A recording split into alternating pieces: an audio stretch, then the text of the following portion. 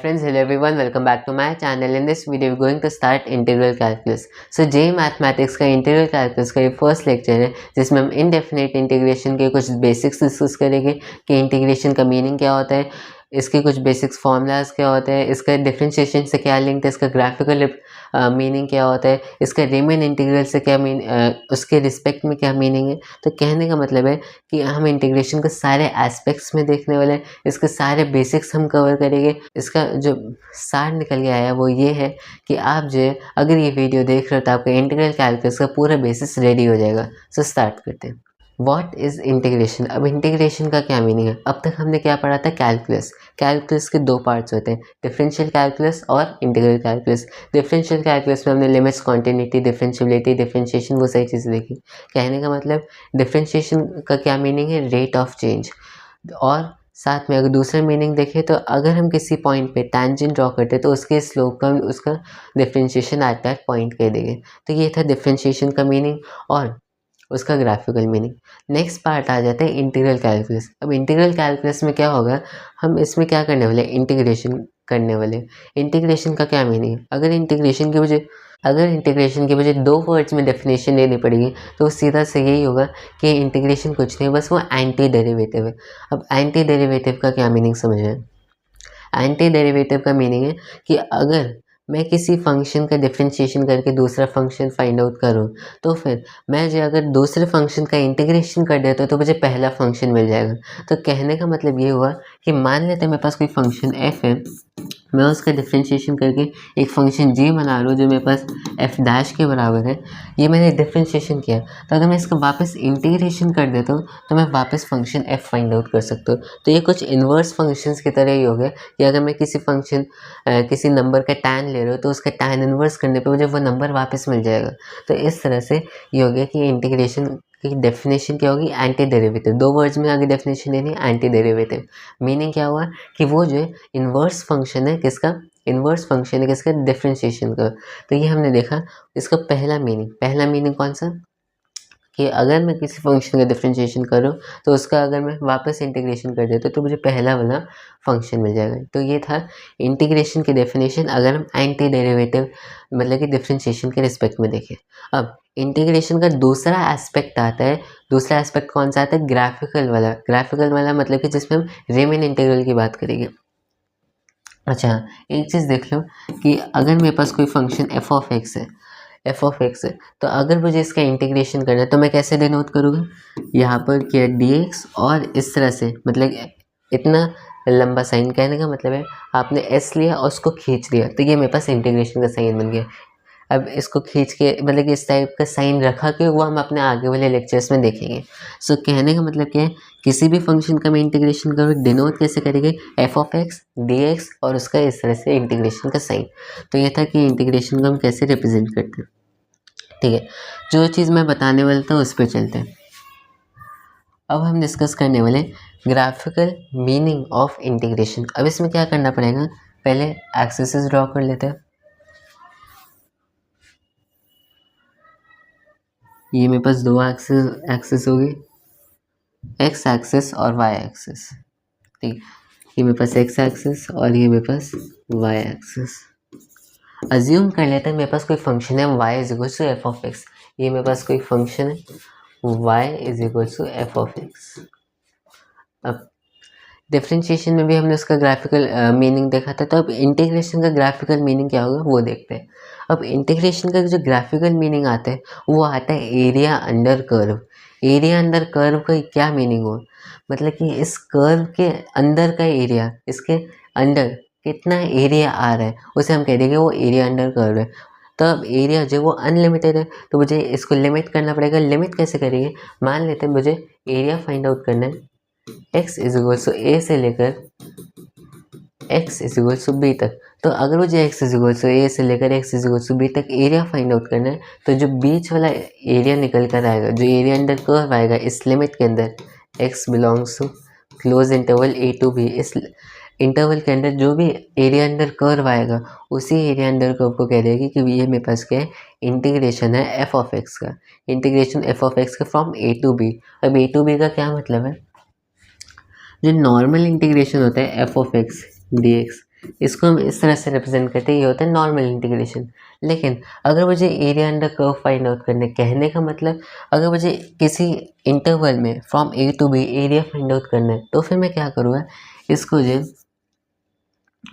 Integrate कर दूँगा from a to B. इसका मीनिंग क्या होगा, मान लेते हैं मेरे पास जो फंक्शन है, मैं उसका इंटीग्रेशन करूँ, मेरे पास कोई इस तरह से नया फंक्शन आ गया एक्स का, मेरे पास एक्स का नया फंक्शन आ गया।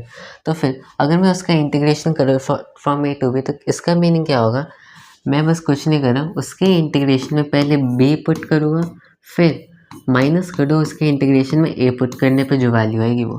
कहने का मतलब क्या हुआ, एरिया अंडर को फाइंड आउट करें तो मैं इसका इंटीग्रेशन करूँ from x is equals to a तो x is equals to a. इसका मीनिंग क्या है, जो उसका इंटीग्रेशन फंक्शन आएगा उसमें पहले मैं बी पुट करूँगा, फिर ए पुट करूँगा, फिर दोनों का सब्ट्रैक्ट कर देना, मेरे पास इसकी वैल्यू आ जाएगी।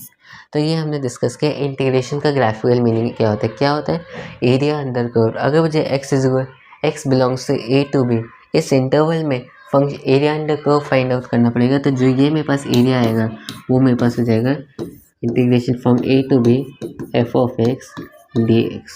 ठीक है, तो ये होता है एरिया अंडर कर्व, मतलब कि ग्राफिकल डेफिनेशन ऑफ इंटीग्रेशन। अब ऐसा क्यों होता है, इसका रीज़न जो है वो मैं आपको बता देता हूँ। ठीक है, इन सबको हटा देते हैं। रीज़न जो है रेमन इंटीग्रल के कंसेप्ट से आते हैं, इसको भी यहाँ से हटा देते हैं। ठीक, अब रेमन इंटीग्रल में क्या होता है, अच्छा अगर मैं इंटीग्रल की ओरिजिन की बात करूँ, इतना तो आपको पता है कि कैलकुलस का ओरिजिन जो है न्यूटन और लेबनीज उन सब ने किया था, वो हम डिस्कस नहीं करने वाले। तो अब डिस्कस करते हैं कि इंटीग्रेशन का ओरिजिन कहाँ से आया था। तो इसका जो ओरिजिन आया था वो यहाँ से आया था कि y is equal to e to the power x. ये जो मेरे पास एक्सपोनेंशियल फंक्शन है, अगर मुझे इसके नीचे का area under curve find out करना पड़ेगा, मान लेते मुझे 0 to 1 फाइंड आउट करना है, तो फिर मैं इसका एरिया कैसे फाइंड आउट करूँगा। तो इसी क्वेश्चन के साथ कहते हैं इंटीग्रेशन स्टार्ट हुआ तो उसका ओरिजिन हुआ था। तो ये सेम चीज़ यहाँ पर आ रही है, यहाँ पर भी एरिया अंडर कर्व का था, यहाँ पर भी एरिया अंडर कर्व का था। तो अब जो ये प्रॉब्लम सोच रहा था कि हमें इसका एरिया अंडर कर्व कैसे फाइंड आउट करना है, हम इसकी एरिया फाइंड आउट कैसे करेंगे, तो उसने क्या सोल्यूशन दिया, उसने ये सोल्यूशन दिया कि जो भी मेरे पास कहते हैं इस तरह से मेरे पास रीजन आ रहा है फ्रॉम 0 to 1, ये जो मेरे पास रीजन आ रहा है, इसमें मैं क्या करूं, जो भी मेरे पास रीजन आ रहा है जिसका मुझे एरिया फाइंड आउट करना है, करना कुछ नहीं है, इसको जो छोटे छोटे रेक्टेंगल्स में डिवाइड कर दो। इसको जो छोटे छोटे रेक्टेंगल्स में डिवाइड कर दो। अगर मैं इसको छोटे छोटे रेक्टेंगल्स में डिवाइड करता जाता हूँ और हर एक रेक्टेंगल का एरिया फाइंड आउट करके उनको एक साथ जोड़ देता हूँ, तो फिर मैं कह सकता हूँ मुझे इसका टोटल एरिया पता चल जाएगा। ठीक है, और अगर ये तो रेक्टेंगल्स के बाद आप कहोगे कि रेक्टेंगल से एग्जैक्ट एरिया नहीं देंगे, तो एग्जैक्ट एरिया देने के लिए हम क्या करेंगे, जो नंबर ऑफ रेक्टेंगल्स है उसे इनफाइनाइट कर देंगे। कैसे, नंबर ऑफ रेक्टेंगल्स से इन्फिनिटी वाली लिमिट लगा के, और जो क्या कहते हैं इन्फिनिटी वाली लिमिट लगा के, और इस तरह से जो मेरे पास रेक्टेंगल का साइज़ होगा वो बहुत छोटा हो जाएगा, और इसलिए जो मेरे पास रिजल्ट आएगा वो अप्रोचिंग टू इसका एग्जैक्ट एरिया होगा, मतलब कि एग्जैक्ट एरिया ही आ जाएगा लगभग। तो फिर इस तरह से ये सोल्यूशन दिया था जब इंटीग्रेशन का ओरिजिन हुआ था वो सब। तो सेम चीज़ हम यहाँ पर करेंगे। क्या करना है हमें, जो भी मेरे पास एरिया है इसको छोटे छोटे रेक्टेंगल्स में डिवाइड कर देना है, और एज्यूम कर लेते हैं हर एक रेक्टेंगल की जो विड्थ है वो h है। हर एक रेक्टेंगल की विड्थ क्या है, h है। तो फिर मुझे विड्थ पता चल गई, मुझे हर एक रेक्टेंगल का एरिया फाइंड आउट करना है, तभी जोड़ के हम जो टोटल एरिया फाइंड आउट करेंगे। मुझे विड्थ पता चल गई, हाइट फाइंड आउट करनी है। तो हाइट कैसे फाइंड आउट करेंगे, उसके लिए क्या करना पड़ेगा, उसके लिए हमें जो फंक्शन का कंसेप्ट लगाना पड़ेगा। मतलब कि x इज इक्वल्स टू ए पर हाइट जो मेरे पास एफ ऑफ ए हो जाएगी, x is equals to h a plus h, मतलब कि अगर मैं h आगे बढ़ जाऊँ तो मेरे पास जो हाइट है वो f of a plus H हो जाएगी। अगर मैं 2h आगे बढ़ जाऊँ तो f of a plus 2h हो जाएगी। अगर 3h आगे बढ़ जाऊँ तो f of a plus 3h हो जाएगी। इसी तरह से अगर मैं पहले a था तो हाइट जो एफ ऑफ ए थी, अगर a प्लस एच है तो हाइट जो F of a plus H है।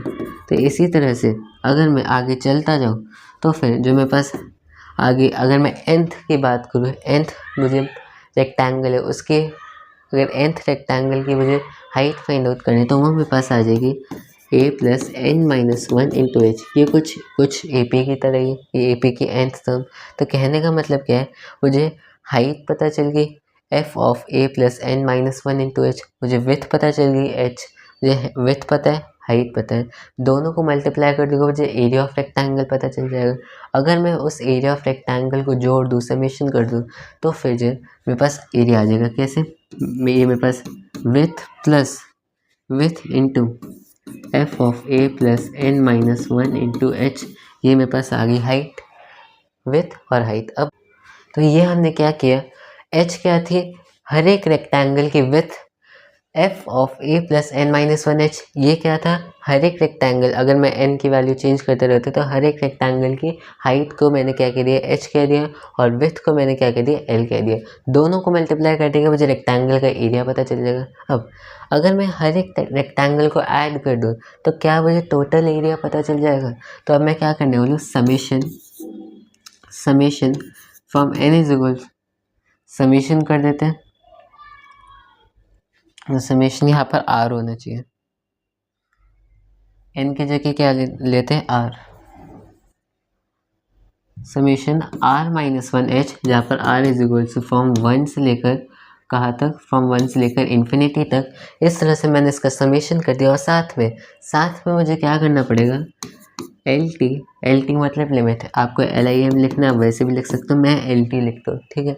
अब LT n tends to infinity, अब n क्या है, एक स्टार्टिंग से देखते हैं, n क्या है, मैंने क्या किया, इस पूरे रीजन को n पार्ट्स में डिवाइड कर दिया, n रेक्टेंगल्स में डिवाइड किया। तो n क्या है, वो रेक्टेंगल्स है, नंबर ऑफ रेक्टेंगल्स, और मैंने कितने रीजन को डिवाइड किया, x belongs to a to b, मतलब कि मैंने b माइनस ए इतनी लेंथ को n रीजन्स में डिवाइड किया।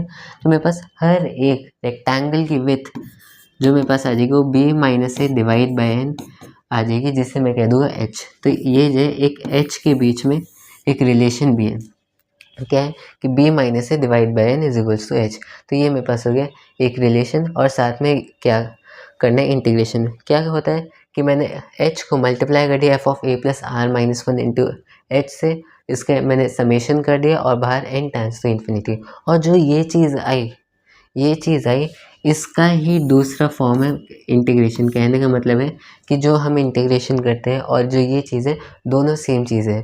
तो इसलिए जो है कहते ये था इंटीग्रेशन का ग्राफिकल मीनिंग, और मैंने उसको बता भी दिया with the help of Riemann sum. कहने का मतलब क्या हुआ, जब भी हम इंटीग्रेशन करें from x is equals to a तो x is equals to b, तो वो क्या होता है उस रीजन में एरिया अंडर कर्व। तो ये हमने व्हाट इज इंटीग्रेशन का आंसर कर लिया। नेक्स्ट आ जाते हैं कि कुछ हमने क्या कहा कि जो इन्वर्स फंक्शन है किसका, डिफरेंशिएशन का। तो हमने डिफरेंशिएशन में कुछ फॉर्मूलाज पढ़े थे, जैसे कि differentiation of x to the power n क्या हो जाएगा, एक्स कहते हैं n into x to the power n minus one, differentiation of sine x cos x, differentiation of cos x minus sine x, differentiation of tan x sec square x. तो इस type से जो भी हमने differentiation के formulas पढ़ते हैं, for example हमने पढ़ा था differentiation of x to the power n क्या आ जाएगा, n x to the power n minus one. मैंने क्या बोला, अगर मैं किसी फंक्शन का इंटीग्रेशन कर रहा हूँ तो मैं कुछ नहीं कर रहा, मैंने इसका डिफरेंशिएशन किया यहाँ से यहाँ के, अगर मैं इस चीज़ का इंटीग्रेशन करूँगा तो मैं यहाँ से यहाँ आ जाऊँगा। तो कहने का मतलब क्या हुआ, integration of x to the power n minus one d x, ये किसके बराबर आ जाना चाहिए, x to the power n के, ठीक है। और आगे देखते हैं, अगर मैं n को डिनोमिनेटर मिल जाऊँ, मेरे पास आ गया x to the power n divide by n is equal to integration of x to the power n minus one d x. और अच्छे से लिखे, अगर मैं इसे अल्फ़ा मान लेता हूँ तो x to the power alpha d x is equal to x to the power alpha plus one divide by alpha plus one.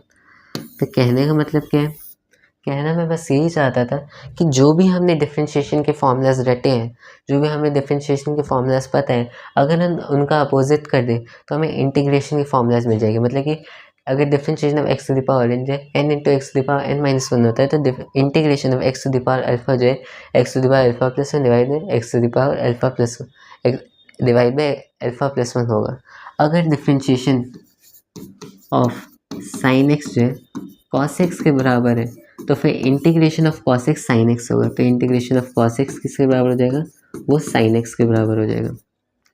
अगर डिफरेंशिएशन ऑफ कॉस एक्स जो माइनस साइन एक्स आता है, तो फिर इंटीग्रेशन ऑफ साइन एक्स को बराबर हो जाना चाहिए किसके, integration of minus sine x को बराबर हो जाना चाहिए कॉस एक्स के।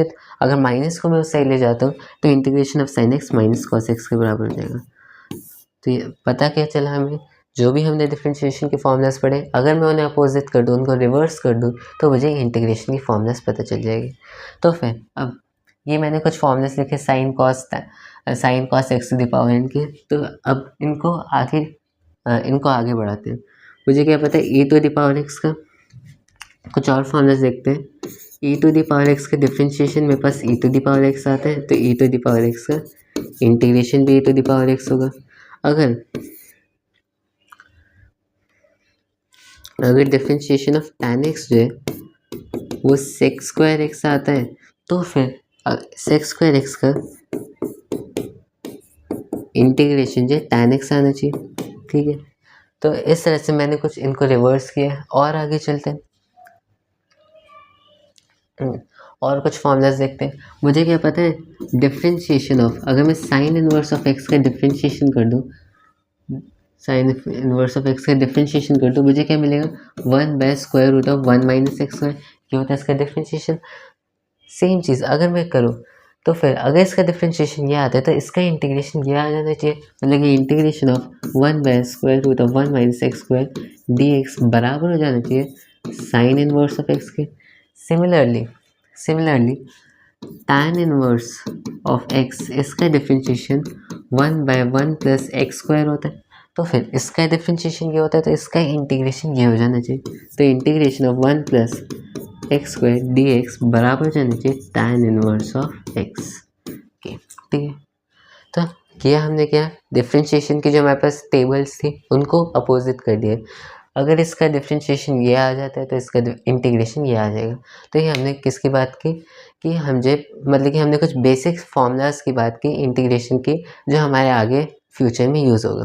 ठीक है, अब ये हमने कुछ बेसिक बातें कर ली, कुछ फॉर्मूलाज और इंटीग्रेशन का मीनिंग क्या होता है। अब एक और इम्पॉर्टेंट चीज़ देख लेते हैं कि अगर मैं किसी फंक्शन का इंटीग्रेशन कर रहा हूँ, जैसे इस केस में मैंने इसका इंटीग्रेशन किया, तो फिर मैं कह रहा हूँ कि ये रिज़ल्ट है, लेकिन ये सिंगल रिज़ल्ट होगा, लेकिन जो कंप्लीट रिजल्ट होगा, जो मेरे पास कंप्लीट आंसर होगा, वो ये नहीं होगा। कंप्लीट आंसर जो मेरे पास होगा वो होगा दिस फंक्शन प्लस सी, जहाँ पर सी जो एक कांस्टेंट है। कहने का मतलब क्या हुआ कि जब भी मैं लिखता हूँ कि इसका integration is equal to this, तो मुझे ऐसे नहीं लिखना चाहिए। मुझे क्या करना पड़ेगा, जो भी मेरे पास इंटीग्रेशन है बस प्लस सी करना पड़ेगा। तो फिर सेम चीज़ मैं यहाँ करूँगा, इसका डिफरेंशिएशन ये, तो इसका इंटीग्रेशन ये प्लस सी, हर जगह मुझे प्लस सी करना पड़ेगा। अगर मैं पीछे जाता हूँ, e to the power x का integration e to the power x plus c, इसका इंटीग्रेशन प्लस सी। तो कहने का मतलब क्या होगा कि अगर मैं किसी भी फंक्शन का एफ ऑफ एक्स का इंटीग्रेशन करूँ, तो साथ में मुझे जो भी उसका इंटीग्रेशन है उसमें प्लस सी करना पड़ेगा। अब इसका रीज़न क्या है, रीज़न ये है, मैंने क्या बोला था, किसी फंक्शन का मैं डिफरेंशिएशन कर लूँ, तो उसका इंटीग्रेशन करने पे वापस मुझे पुराना फंक्शन मिल जाता है। ठीक है, तो कहने का मतलब क्या है, अगर इसका इंटीग्रेशन ये है, तो इसका डिफरेंशिएशन तो ये आ जाना चाहिए, और अगर मैं प्लस सी कर देता हूँ तो तब भी इसका डिफरेंशिएशन ये आता है। रीज़न क्या है कि जो कांस्टेंट है उसका डिफरेंशिएशन ही ज़ीरो होता है। ठीक है, तो फिर ये रीज़न था कि हम जो प्लस सी क्यों करते हैं और प्लस सी करना पड़ता है, ये भी मैंने आपको बता दिया। ठीक है, तो ये हमने बात की कुछ बेसिक फार्मूलाज की। कौन से फार्मूलाज, जो हमारे इंटीग्रेशन में यूज़ होते हैं। हमने कुछ नहीं किया, डिफरेंशिएशन टेबल को रिवर्ट कर दिया, और हमने कुछ बेसिक्स डिस्कस किए किसके, इंटीग्रेशन के। अब कुछ एग्जांपल्स करते हैं। एग्जांपल्स कैसे, अगर कोई मुझे बोले कि find integration of 1/sin x cos x dx, मुझे इसका इंटीग्रेशन फाइंड आउट करना है, कैसे करिए स्टार्ट करते हैं। अब ट्रिक क्या है कि जब भी आपको इस टाइप की चीज़ कि 1/sin x plus cos x, मतलब कि जब भी आपको डिनोमिनेटर में साइन कॉस मल्टीप्लिकेशन में दिखे तो आपको क्या करना है, जो न्यूमरेटर में 1 है उसकी जगह sin² x plus cos² x लिख देना है, क्योंकि ये भी 1 के बराबर होता है। ठीक है, अब क्या करेंगे, इसको डिवाइड कर दो।